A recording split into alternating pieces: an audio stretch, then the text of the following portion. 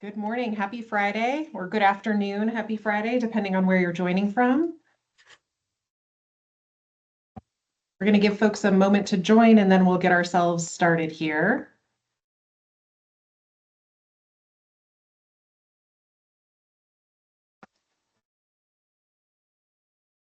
Nice to see some familiar faces. All right, welcome to ROI Rocket's latest webinar of 2026. We've called this one Off the Grid, Finding Hard to Reach Populations When Traditional Methods Fall Short. We are so glad that you're here today. My name is Alex Bagley. I'll be acting as your producer and moderator for this webinar. So if you do have any questions or drop anything in the chat or the Q&A, I will be the person seeing those and helping us respond to them. Before we dive in, just a few quick housekeeping items. You are in listen-only mode today, so your audio is muted on our end, but we absolutely want to hear from you. So please use the Q&A button up at the top of your screen to send us questions as they come up. We can also take your questions in our chat function too. We will save time at the end for a proper Q&A and discussion, but you don't have to wait. Drop those comments and questions as we go, and we will work through them. We're also recording today's session, so if you have a colleague who couldn't make it, or if you want to revisit anything we cover, the replay will come to your inbox using the email address that you used to register. All right. As a reminder, what we'll cover today, we will set the stage on low incidence research, what it is, where it breaks down, and why the conventional responses to it tend to make things worse. Then we'll talk about how to recognize that you have a problem before it's too late, because most researchers find out mid-field, and by then we might be too late. From there, we'll map out the full toolkit of our alternatives, things like custom online recruiting, which is where we'll spend a bulk of our time, and some in-person recruiting and intercepts. And if you joined expecting to see Tim Matthews, we have a last-minute adjustment. We're so excited to welcome Charles, and we'll introduce him in just a moment. So let's get into it. Let's see here. Let's meet our hosts, and let's start with Charles. Yep. Again, first of all, good day to everybody. Appreciate everyone being here. My name is Charles Horton. I'm part of the leadership team for the Intercept component here at ROI, and have brand experience over many decades now, both on the client side and on the research side, of course. And we bring a great level of insight to today's topic. So look forward to sharing more. Charles, thanks for joining. My name is Brian Lamar. I work on sample quality and our partners and do lots of fun stuff in my role, but I have 25 years of experience. The last decade plus, I've studied online panels, and I've done a lot of blending in my career. And today I'm kind of excited to talk about how we'll blend maybe different methodologies. And I am based in lovely Cincinnati, Ohio. Thanks, Brian. I'm Rachel. I've been in the research world for a little over 5 years now. I'm the team lead of community insights here at ROI Rocket, where I focus on developing and executing custom recruitment strategies for some of our most complex and niche audiences. And I'm looking forward to sharing some practical frameworks today that you can apply to your own research challenges. Thank you so much for the introductions, team. To kick things off, let's pass it over to Brian Lamar. All right, so low IR. First off, I want to kind of set the stage. And, online panels really revolutionized research. They're fast. You can get a lot of completes at scale at a decent price point. For mainstream audiences at moderate incidence rates, they work really well. But really a growing category of research, and I think a lot of the research that we do is simply cannot be fielded this way any longer. And so today we're going to talk about what happens when the panel says no. There are examples that I'm sure everyone is very familiar with. One example that comes to mind, we had a project recruiting IT decision makers, manager level, and above with software purchasing influence. IR looks like it's going to be around 60% and a great match for an online panel to be fully feasible. After soft launch, if the client narrows to only respondents who have purchased a specific software, the IR is going to drop, let's say, to around 20%. So a little bit of a smaller end, but still targetable.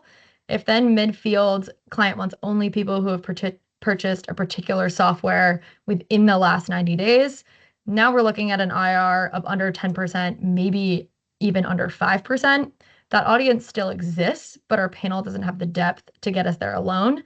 And so that's a signal. Brian's going to talk about some other signals soon to bring in custom.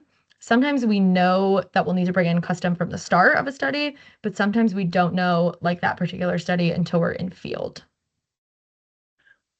Thanks, Rachel. One thing, I love our panel team. They do really incredible work, and they could tell tons of examples like this.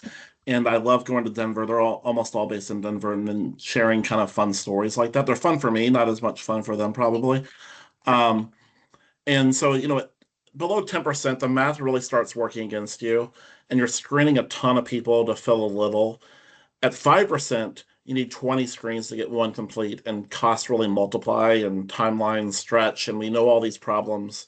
So as IR drops, the incentive to cheat also goes up. And it's not linear. I'll show you I'll show you an example here in a little bit. But at a very low incidence, the population of people willing to kind of lie their way through screener starts to outnumber the genuine qualifiers. And you're no longer fishing kind of in a small pond. You're going in a pond that's really stocked with a lot of imposters, unfortunately. And then at 2 or 3% incidence, panels really start either quietly or not so quietly blending in lower quality sources. Maybe softening qualification, and you may not find out in front of the data in front of the client, or if you are the client, you might find out then. And so here's what really happens inside a panel at a low incidence. So why are these groups so hard to find? There's lots of reasons. Here's a few of them. A lot of them, they're just rare. They're hard to find. So rare disease patients, niche professionals, specific behavioral segments, bought something that's a really low incidence item at a certain type of store. So they're really, really rare. They're also over-surveyed. I'll go through a list of them, but we know who those groups of people are. They're on every panel, but they might be burned out, or they might have a ton of invitations. Or they're not on panels. And that's really why Charles is here today. A lot of high net worth individuals, perhaps like frontline workers or people that simply don't take surveys. Maybe panels just never had them to begin with. And one of the dirty little secrets that a lot of panels won't tell you is they won't tell you this problem until it's midfield, unfortunately. Sometimes the client doesn't really understand who they really want to talk to, or what the objectives are, and that's one of the challenges that we have. And I hear that from our panel team quite often. Yeah, something else I'll add to this is sometimes the panelists, even if they're in the panel, are hard to get to. So not every audience behaves the same way, even if they exist in the panels. A business decision maker who lives in their inbox is going to respond very differently than, say, a physician or a skilled trades professional who barely touches personal email during the workday. So when the standard approach stops working, it's not always about the audience being hard to find. Sometimes it's also about reaching them the right way in the right place, which requires a custom approach, either from an online source, which I'll talk about, or from an in-person source, which Charles will talk about. Cool, thank you. So what is the industry currently doing? Most providers respond to low IR by extending field time. This inflates costs, delays delivery. Others blend in lower quality affiliate sources without disclosing it, unfortunately. Source transparency has been an issue in our industry for quite a while, unfortunately. Some will loosen qualification criteria. Result that you get to is that the data is softer than you realize, and you often don't realize it until you start analyzing it and looking at the respondents. And even when you do catch it, the damage isn't over. Cleaning bad data is expensive, it's time consuming, hours of analysis just to identify what to throw out. A lot of gray area people that you're not sure, they seem engaged or they seem like they're fraudulent, but you're not really sure. By the time you finish the cleanup, you've burned budget, burned time. You're still not sure about the data, unfortunately. And so this is the gap that we're really trying to solve overall. We want to avoid risky research. We want to avoid those lengthy timelines and those challenges that we have that all of the industry has experienced. And so, in my opinion, data quality isn't really quality control, it's damage control. And so the conventional response to low IR is to raise the incentive. And here's why that makes the problem worse. Most will extend the field time, et cetera, like I mentioned just a second ago. They'll blend in lower quality sources, and this makes the data much worse than you typically see. Okay, let's move on. Try to help you understand, recognize the problem. And most researchers find out they have a feasibility problem midfield, and by then the damage is done. So here's a little cheat sheet that we created, kind of like explaining some danger zones. First off, a low IR is the first problem. If you think you have a low IR study, if it goes lower than you expected, or if there's qualification criteria you may not be aware of, or kind of hidden, or aren't targetable, or maybe not profiled on the panel, those create challenges, and those aren't arbitrary. This reflects real cost challenges and fraud exposure. Below 10% or so, the cost per complete starts climbing fast, and you'll start seeing that here in a second.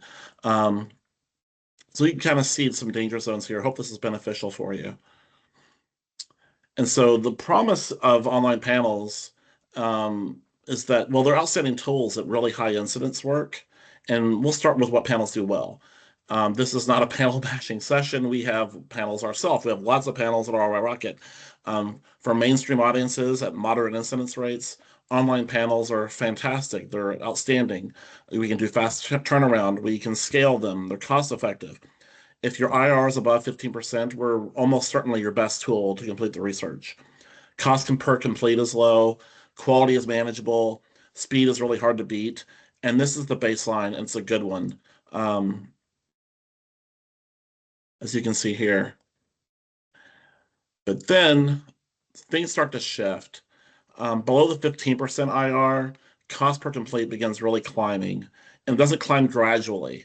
This curve, as you can see, really steepens fast, and hopefully people have kind of experienced that themselves. At 10% IR, you're screening 10 people to get one complete. At 5%, you're screening 20.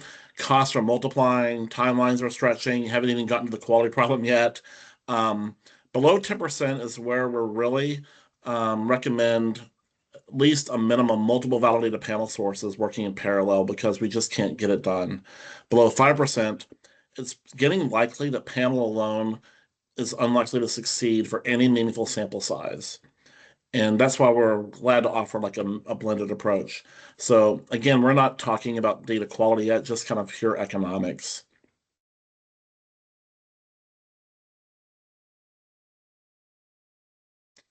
And then double jeopardy.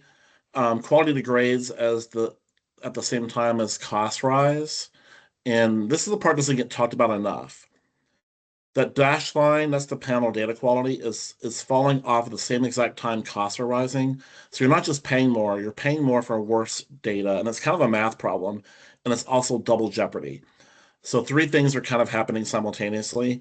As IR drops, respondents start misrepresenting their qualifications. They kind of, the people who are trying to commit the fraud know how to game the system and try to win that incentive. Less reputable providers may loosen their criteria or blend in lower quality panels without telling you. Survey fatigue kicks in among the genuine qualifiers who actually are on panels, but they're burned out, they're disengaged, they might be speeding through. You'll see those poor open ends, and the result is data that looks complete, but really is hard to defend from our perspective. And most researchers, again, don't find out until they're in the analysis or worse in front of a client.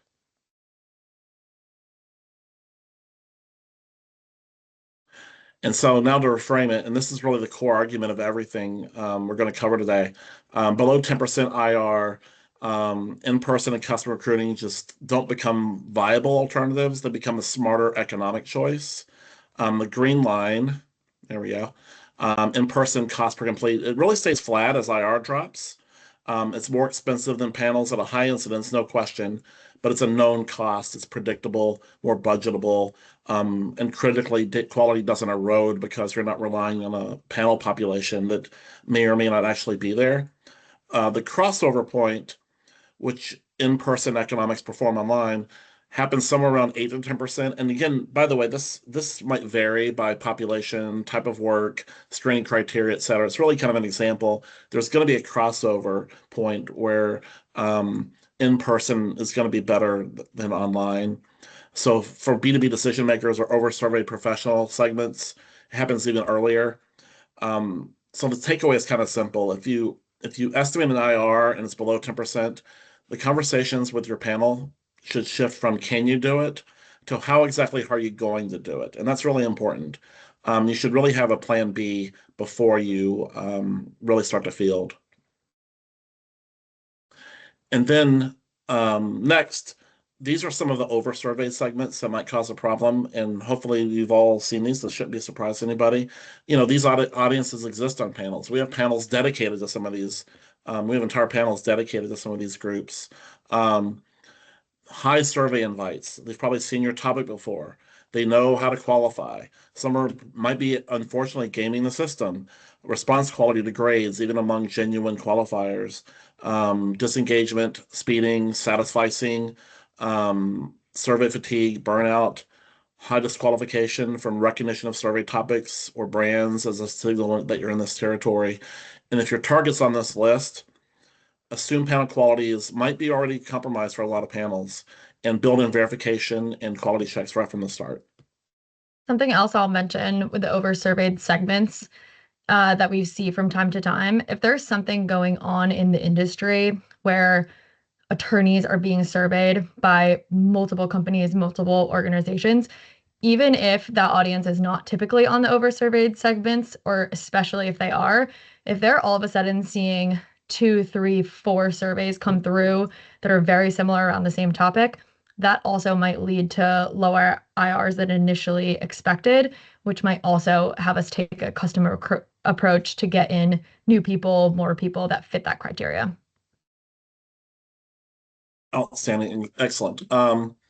Another thing that can impact feasibility are behavioral qualifiers, and they're honestly kind of a hidden killer, unfortunately. They sound reasonable, but nearly impossible to screen for, at least as often as the industry kind of wants us to at the panel scale. Panel profiles are often, they're self-reported and they could be stale. We have our respondents update their profile as often as possible, but it's hard for a person to update them as often as they should, maybe once every 90 days. Someone who said they're a small business owner 18 months ago might have pivoted twice since then. Attitudinal questions are even softer. An early adopter mindset or a sustainability first purchaser can really mean anything when we segment them. And so the more specific the qualifier, the more you need to verify it. And a lot of panels aren't really designed to do that. It's really hard to verify behavioral and attitudinal questions. And here, we created this feasibility stress test, and I think this is hopefully this is useful. And we'll send this presentation out afterwards, and we have a one-pager that we can send as well. But this is a tool you can use right now. You can apply it to really any study before it goes out for bid. And we're not trying to predict failure. It's about buying yourself time to plan an alternative and a plan B before you're midfield and out of options. So 2 flags. I would say it's a caution and maybe a deeper conversation with your team and your provider, or maybe providers. And 3 or more, you really just need to stop and kind of escalate it. And, the B2B Title I or behavioral qualifier tend to resonate most with this audience. Note this full version of this will be on a cheat sheet. And we'll have it that you can download it when we send out the webinar afterwards. Hey, Brian, if I may, just with what you were just sharing, I've always been an advocate, and we always advocate, the more involved we can be on the front end with the planning, the much easier it is for us to execute and help achieve in the most cost-effective and speed-effective way as possible. So, yeah, that's such a good point. The earlier we can get involved, the more that we know about kind of the objectives of the study and who you're really trying to talk to, and not just getting a list. Here's our criteria, and it's 18 plus, and it's primary grocery shoppers, and they fit this criteria. The more that information we know, sooner the better. The better we can kind of be at executing the research. Great point. So when the panel does say no, or maybe when your gut says no, what comes next? And so I'm gonna send this over back to Rachel. Okay, thank you, Brian. So here is a recruitment spectrum. Think of this as a toolkit, not a hierarchy. No single method wins every time. Each method has a different cost curve, a different timeline, and quality profile. The right answer depends on who you're trying to reach, how many you need, what your timeline allows, and what level of verification your study requires. I'll go deeper on custom online and then pass it over to Charles to go deeper on in-person Intercept today. But keep in mind that all of these are in our toolkit. Online panels wait for respondents to come to them. Custom online recruitment flips that. So we identify exactly who you need and how to find them, and then we go get them. This allows for more control, more precision, and cleaner data. So what exactly is custom recruiting? What does it mean? And how does it work? Traditional panels are passive. They rely on pre-registered members to self-select into studies. Custom recruiting is active. So we build a target profile, we identify people who match it, we pinpoint which sources contain those people, and then we reach out to them directly. Instead of hoping that the right person clicks a link, we're approaching someone whose credentials we've already reviewed. The trade-off there is time and cost.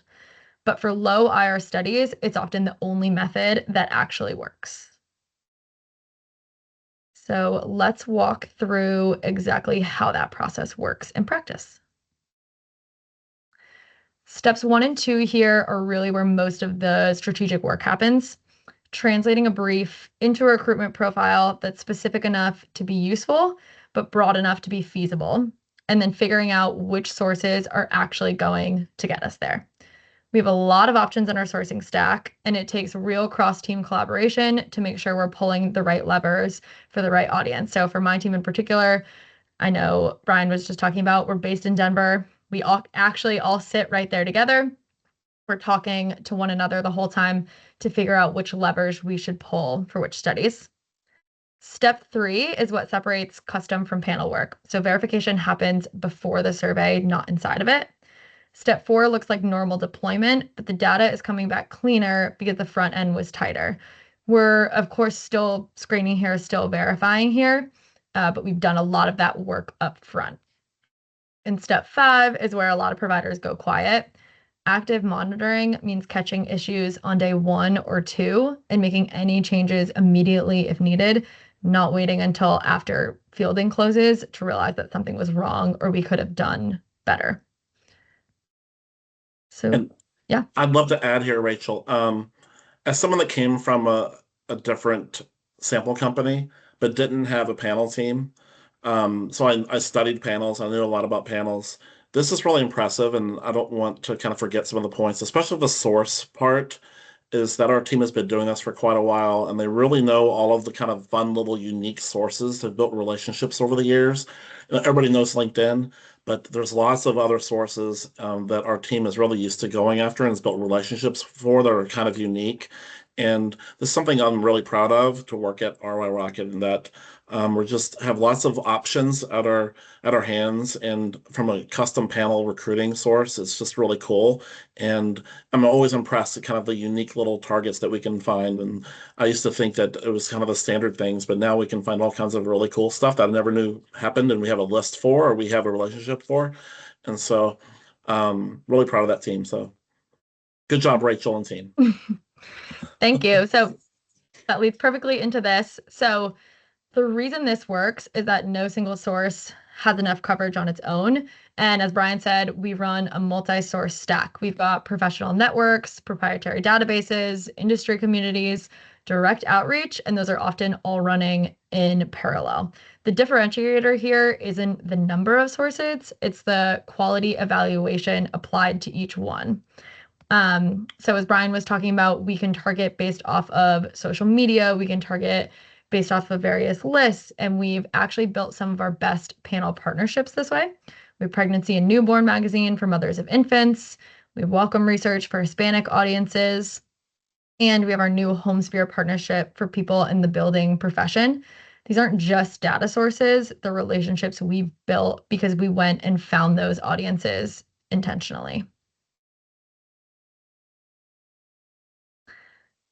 Custom recruiting isn't right for every study, so how do you know when to choose it? For mainstream audiences at 15% or higher, panels are faster and cheaper.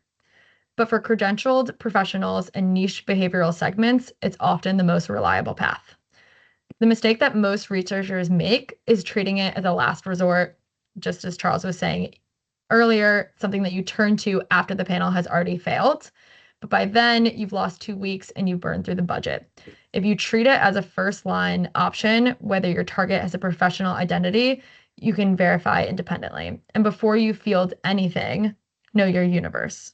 If there are only 50 companies in the country that do the thing you're studying, and your provider is promising 200 completes, that math doesn't work. So push back early. A good provider will welcome that conversation. So that is the online side of the equation, when you can find the right person digitally. But sometimes the audience you need isn't reachable through a screen at all. And that is where I will hand it over to Charles, who's going to talk about what happens when you have to go find them in person. Yep. Thank you, Rachel. We can go ahead and go to the next slide. All right. So again, what we're going to talk about is kind of the Intercept program, which again is one of the levers that we have here at ROI Rocket to ensure that we can, do the best job of providing, great research for our clients. So, as we've kind of talked about, traditional intercepts, they have a role, but oftentimes, again, depending on the niche, et cetera, they can be kind of extinct as far as really trying to accomplish the goal. And one of the things that I like to say, I'm a big movie person, and with what we use kind of this technique and strategy for is really around we're a group where we've got decades of experience in dealing with various regulated industries. And as a result, trying to learn how to be creative and touch the right people in an appropriate fashion to get feedback.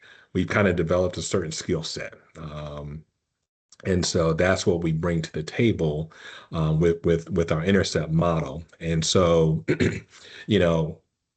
what we've done is historically, I'm sure everyone in here today is probably familiar with brand ambassadors and kind of how they. Well, what we've learned is that there's a skill set that brand ambassadors have to create engagement with the target audience. And so we have learned how to enhance that and to turn them from brand ambassadors to actually interviewers. And so that's kind of what we're able to do. And that's the lever that we pull on, is leveraging our networks, which are literally across the country and 100 plus major metros. We even have some international from opportunities from time to time, where we're able to take these historically what have been termed brand ambassadors, have trained them to now become, interviewers, and they're able to engage, probe, and go deeper with the research requirements. So what's really, really interesting about this, as I mentioned, is again, we have networks, and these networks have been vetted. They're constantly being evaluated, and what's great about them is not only are we getting people where they live, work, and play. That's kind of the three-prong approach that we talk about, but they're very, very targeted. And so, we have networks that may have relationships with, and I'll use one of the slides that Brian talked about earlier. But let's say we want to get EV chargers, people who purchase, electric vehicles in the last 90 days. Well, you would think conceptually that that would be relatively easy to do online. But again, because of just the back office component, as far as updating those panels, et cetera, sometimes it just may not be the right time. And so that's where we're able to kind of activate our in field, where not only do we have the relationships with the dealerships themselves and the salespeople, that's what allows us to actually be on site to engage with someone who's literally just bought an electric vehicle. And so those are the types of opportunities that we bring to the table, kind of live and in color for lack of terms. And so, you know, our our network, we like to talk about, people are very familiar with the statement of 6 degrees of separation. Everyone's, six people between myself and anyone really in the world. Well, with our networks, our hope, our desire, our belief, and in general, what we're able to do is cut that down to about 2 degrees of separation. And so it makes it so the referral, the warmth, the introduction is much more pliable for that person that we want to engage with, because, who doesn't want to help out a buddy real quick? Oh, okay, 15 minutes. Okay, yeah, I'm willing to talk. And oh, by the way, okay, you get a gift card or you get a gas card or whatever, bonus for the day. I'm happy. But again, it's more of a warm intro as opposed to a cold intro. And what we've done to actually enhance it even more is that now we're leveraging technology to through the use of like meta glasses for pictures, for videos, so we can actually capture the data live and in person. And then we also have a partner with VGM Go, where we're actually able to use AI and come back with pretty much instantaneous reports. And so, we're able to evolve for what the client's needs may be based on the research and the feedback we're already getting in the field. So we're very flexible while we're in the market. No, and I'd like to add really quick, Charles, that's great, is that the nonverbal cues are so key, and the meta glasses, they're not just providing that function, they're also providing like a data quality and a verification function. And I deal a lot with quality issues all the time, and maybe in-person research when you're doing intercepts is considered it's considered really high quality. But I think a lot of clients, their ears perk up at low incidence, and they might pick up with low incidence research online. But with the meta glasses, it's really another layer of verification. And you can show them, here's the respondent that says that they shop at this store. Here's them outside the store. Here's them actually talking about and getting a lot of kind of qualitative and additional information that you normally don't get from like a quantitative survey that adds a lot of value to the research. I appreciate that, Brian. And taking it a step further, I'll share just kind of a couple recent opportunities we've been able to help with. So we were helping a technology company recently trying to get feedback on basically a software type of program that would be used in the field. And so we're talking kind of like the frontline worker, and HVAC specialist or lawn maintenance specialist or roofing specialist, so think kind of home services categories. And what's interesting is what they really wanted, though, they wanted that small business owner. So they didn't want, the company that had 50 plus trucks, 50 plus crews. They wanted somebody who was, it was themselves and maybe one other FTE or two other FTEs, full-time equivalents, using terminology in case everyone's not familiar with FTE terminology. And so when you think about that and you think about now, you're talking about a very niche segment. And a lot of that segment, again, there's a lot of global macro issues that are going on in the world. Their willingness to engage, is a barrier that you have to be able to overcome. And that's only through having the right relationships. And so we were able to help them in this case, where we were able to leverage the relationships, get to these small to mid-sized business, or excuse me, just really small business owners, and help them, get feedback and really understand, as part of their overall research. I'll take it a step further, and this is something I think we take pride in as an organization. Is again, we're flexible. And so a lot of times when we've done this research in the field, we've actually been able to modify the questionnaire to gain more insights based on, again, this feedback that Brian referenced that we're getting from the verbal and physical cues, that we're able to see through the videos and through pictures and through also feedback. Because that's the other thing, is that we try to provide feedback to the team, to feedback to the client, to let them know, like, hey, this might be a hurdle we're running into, this is our recommendation on how to get over that. Is that okay? And so again, we're very flexible and mobile in the field to ensure we try to hit the goals that are set in front of us. And so, and for Tim, I spoke to him very, very briefly. Fortunately, he's dealing with a situation, but we like to consider ourselves like the SEAL Team 6 lever. And so if they're breathing, we can find them. So that's Tim was recently on our podcast, and he said that, and I think that's the title of our podcast, is if they're breathing, we can find them. And I think that's really cool. Rachel, Charles, thank you all so much for you all are experts on those types of methodologies. And I'll try to bring it all together. And one thing that I was thinking about during this is that you can blend these. You don't have to use them individually. I think oftentimes we have to blend these different methodologies. And not only that, you can blend objectives. And that's something that I'm really passionate about, is that in my career, a lot of times we think of quant and qual, and you kind of go back and forth. And I'm pushing more light qual on top of quantitative research. For example, through our panel team, through our panels and custom recruiting, it's okay to add a follow-up qual.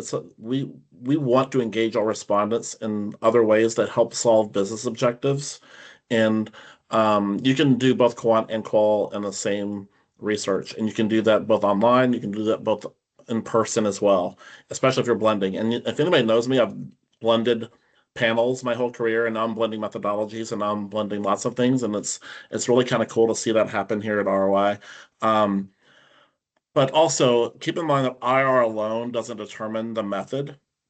It's IR plus the audience type, plus what you need to verify, plus the business objectives, plus timing. So keep that in mind. This is just kind of a light model here. Online panels are really the right call for mainstream audiences at really moderate incidence, 10 to 15% plus.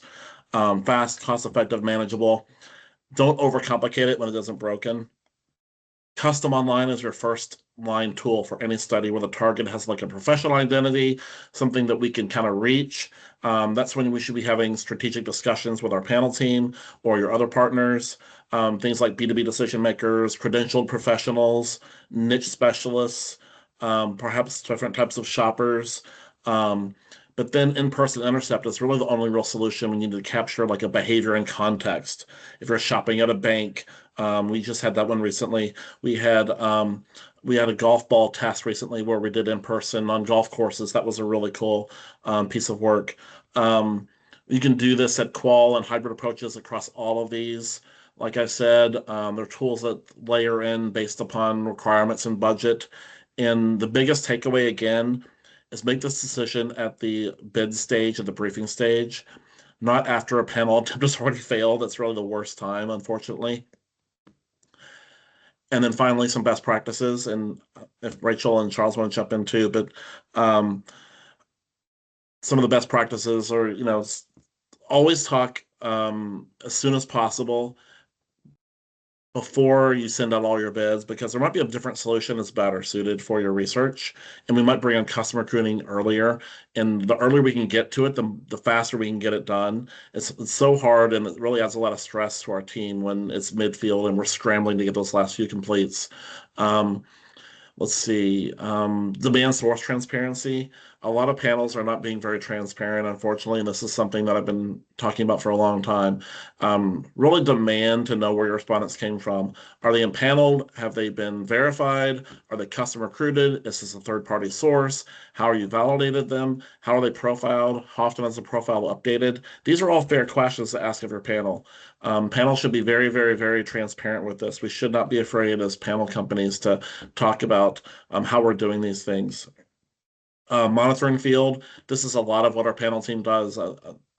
I think it was before when we were prepping for this that Rachel said this is what they constantly do. They're constantly monitoring things in field, making sure that the incidence rate is holding up and the complaints are holding up and that our respondents are happy and they're engaged on the survey.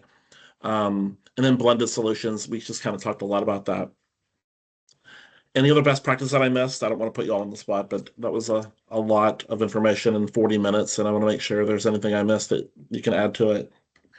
No, that was great. I think I'll just reiterate something you said and also that Charles said. If there's a study where, let's talk about we were talking about with car owners, and you think that it's going to be any EV car, but that there is a chance later on in the study they're going to add a quota for it has to be only owners of Rivian or it has to be only within the last 60 days. That's really helpful to know that it might happen, even if you're not sure if it does, because it gives us a chance to talk with our partners and we're perfectly comfortable telling them, we might need to sign on to this, we might not, we're not sure, but they can gear up for everything that they need to do. And so it just helps speed up the process for us if we have that leeway, even if we're unsure if we're going to need it. Yeah, and I would just piggyback on what both Brian and Rachel have shared, and I kind of made this point earlier. Again, I'm a firm believer the earlier we can be involved, we want to be more than just execution partner. We want to be a strategy partner too, and we've got a lot of expertise we can bring to the table that just helps. The earlier the better, ultimately. Awesome, thank you both. Covered a lot of ground today. 40 minutes. Thank you all for hanging on. It's really one of these topics that the problem is well known, but the solutions are still murky for a lot of researchers. So I hope today really made that landscape a little bit cleaner. Again, we'll send out the webinar afterwards. It'll have a cheat sheet and some of the things that you've seen today.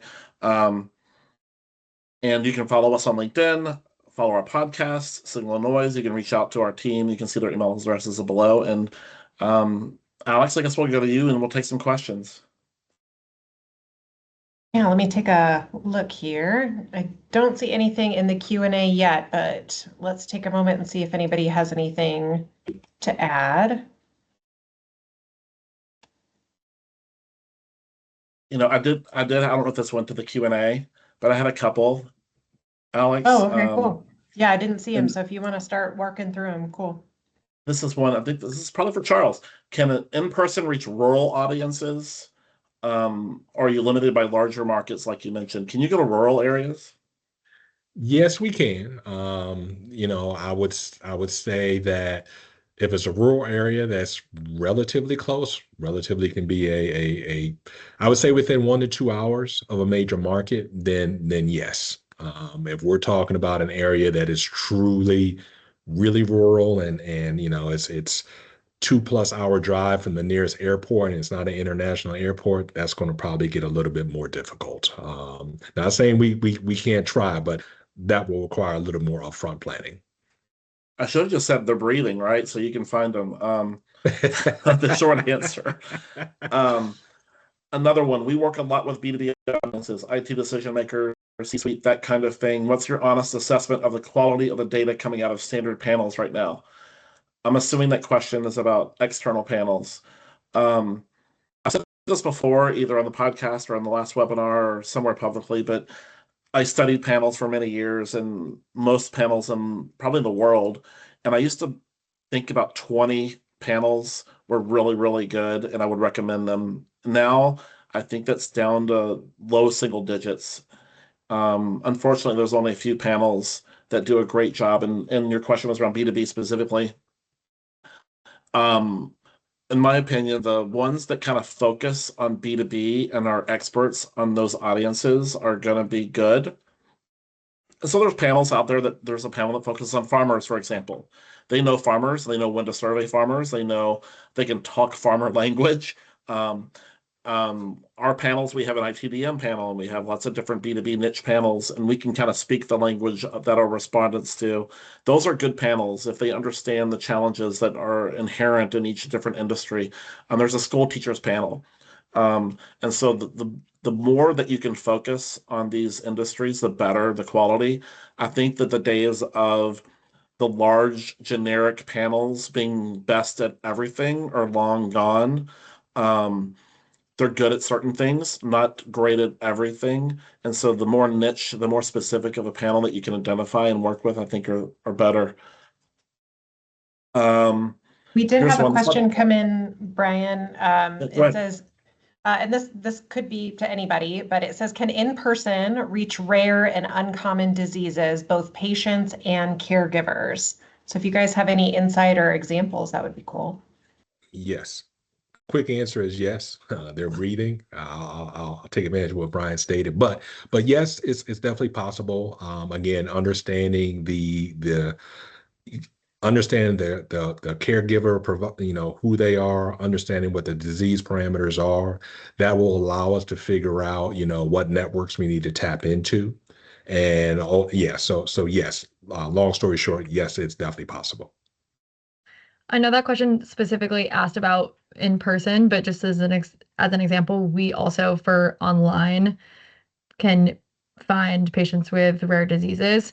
So for example, we had one recently for osteosarcoma patients, and we can target followers of osteosarcoma support groups. We have partners. If it's also a osteosarcoma research foundation, we can partner directly with that foundation. So sounds like Charles can definitely do in person, but we can also target those people online. And that's something we don't talk a lot about is we also have a medical decision makers panel, and we do a lot of healthcare research, and we have people on our team that can speak really high level and speak like they're a doctor in those fields and those disease states and ailments. So that's really cool. I had one more. This might be for you, Rachel. How do you know up front what your true incidence rate is going to be? It seems like that estimate could be pretty far off from reality. I'll start, and if you want to add on. I personally see that a lot, is that a client will see and think that incidence is 10%, and it's really not 10%, and it might be 5%, and that sounds like it's close, but it's, from our perspective, that's double the amount of people that we have to reach out to. And so how do we know up front? You have some techniques, I think, Rachel, don't you? Yeah, I would say going off of that, the first thing I'll say is we don't always know. The client doesn't always know until something is in field. It's hard to know. And as Brian said, even if it seems like a small change, in reality, it might be a much bigger one. That being said, our team has been working on this for people who've been here for over 25 years. And we have lots and lots and lots of data on different audiences. There has not been an audience that comes through that we've never seen before. It might be a slightly different combination, but we can utilize all of our past data to try to hit exactly what that audience will be. We're also utilizing AI now. So all of our data on these past audiences, these past groups is loaded into AI. We can ask it directly, what does it look like? And then we're constantly trying new sources. And so anytime we bring on a new source that will help us hit that audience more directly, we're adding that in as well to help us continue getting a more accurate response. But in the end, the answer is we're flexible. We're never going to know for sure, and that's okay. You're used to it. Yes. All I right, have and one then more. No, go ahead. yeah, I had one come in too, Brian, but it was around sometimes we heard earlier that panel providers can loosen up qualification criteria when IR is getting low, and how would a researcher know if that's happening to them? I can take this. I found this a lot in the past, that you might have a target and the panel company can target that target. And once they kind of exhaust that, they're expanding the target. So the example might be, oh, I need 200 C-level people. I'll go to 200. I'll try to reach the 200. I can only get 100. The client says I need 100 more. The panel will then kind of go out to, okay, we have VP level profiled, or we have certain industries. We know they're a decision maker in other industries. I'm gonna try to see if they might qualify as well. And in my opinion, that's not best practice. If you're transparent about it and it's agreed upon by the panel company and the client, yes, that's fine. But a lot of times I don't think that's transparent, that panels are just kind of doing a shotgun approach. And I don't know about all panels. I can't speak for them, but I think that we take pride and we want to take care of the members of our panels. And so what I don't want to do is send out, hundreds of emails to people to get two people to qualify. Because that's really going to burn our members, and that's not a good thing long term for us. But that's very common in the industry is that panels will just do a shotgun approach after they're done with what they have targeted. They'll go external. And so that's another thing to demand transparency from your panel. You should not be letting that happen. If they are going to do that, it might be okay. That's a conversation you should be having with them, though. Is that all the questions, Alex? Yes, that's all I see so far. Okay. Well, I'll just close it off. Thank you all for there's still a lot of people left on the webinar. So thank you all so much. I hope this was helpful. Again, we'll send this out next week with some other goodies too. And I want to really appreciate Rachel and Charles for joining. Thank you all so much. This is super insightful. You all are experts in what you do, and it's really cool and it's really apparent. And Alex, hey, thanks for moderating again. Good to see you. Oh, my pleasure. Thank you, everybody. Have a great weekend, and we'll talk to you soon. Take care. Bye. Bye-bye.